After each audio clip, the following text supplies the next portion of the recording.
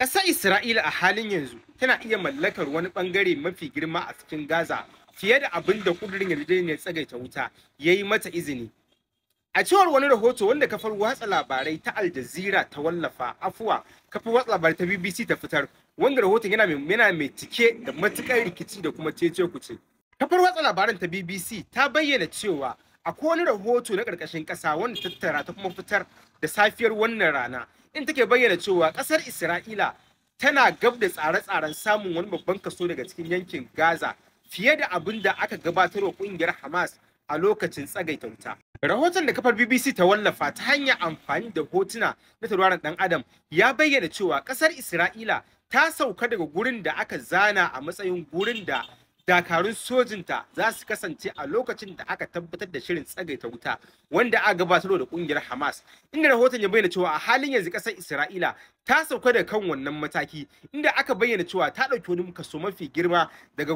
guraren yankin zirin Gaza fiye da guraren da aka shata mata na layi akan gurin da ya kamata tabbatar da sojojinta sun tsaya a gurin domin tabbatar da bin dokokin tsagaita wuta kamar yadda aka gabatar da kasashen guda biyu. Masana a harkokin siyasa sun bayyana wannan yunkuri na Isra'ila a matsayin babban abin ki kuma babban abin da zai iya kawo tarzoma a bangaren tsagaita wuta. Tsagaita wutar da aka cimma bayan shafe tsawon shekaru biyu na tashin hankali wanda ya dan kawo sauki a yankunan da fararen hula mafi akasari suka fi rayuwa na zirin Gaza. Idan ƙasar Isra'ila na ci gaba da motsa sojojinta a cikin yankunan, hakan ka iya ƙara tayar da wani sabon tashin hankalin wanda ka iya kai ga rushe wannan ƙudurin tsagaita wuta da yake aiki a halin yanzu. Ta dai a ɓangaren rundunar dakarun sojin ƙasar Isra'ila sun bayyana cewa duk wani motsin sojojinsu a yankin ba wai yana nufin wani take ne na yunkurin yin mamaya ba, face tabbatar da tsaron iyaka da kuma kare iyakokin ƙasar Isra'ila daga samun wani farmakin da ka iya fitowa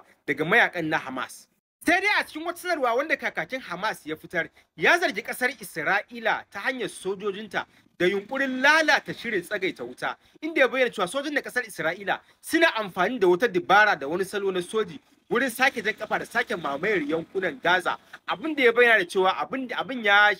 abin ya karya kudirin tsagaita wuta, sannan kungiyar ta Hamas da yankunan Gaza ba za su lamunci wannan sabon taƙidi da gurin dakarun sojin ƙasar ta Isra'ila ba. Rahoton na BBC ya sake jawo hankalin al'ummar duniya akan duba da shirin tsagaita wutar da yake faruwa a yankin zirin Gaza, inda ya bayyana cewa shin ƙasar Isra'ila tana bin wannan tsari 100% ko kuwa dai tana taka wata rawa ne na yunkurin aiwatar da wata sabuwar mamaya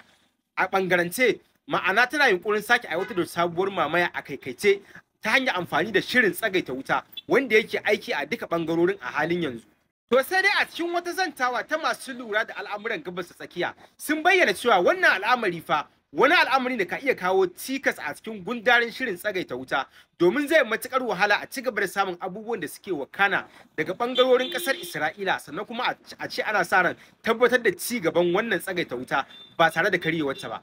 Abin lura, wannan rahoto da labarai ya kasance mafi sahihanci da kuma gaskiya daga abubuwan da gidajen jaridu suka wallafa na duniya. Duk wani abu da aka ji an ambata ko kuma an furta a cikin wannan rahoto ya kasance abin da aka wallafa a gidan jarida, ba wai ra'ayi ne na wanda ya wallafa wannan rahoton ba.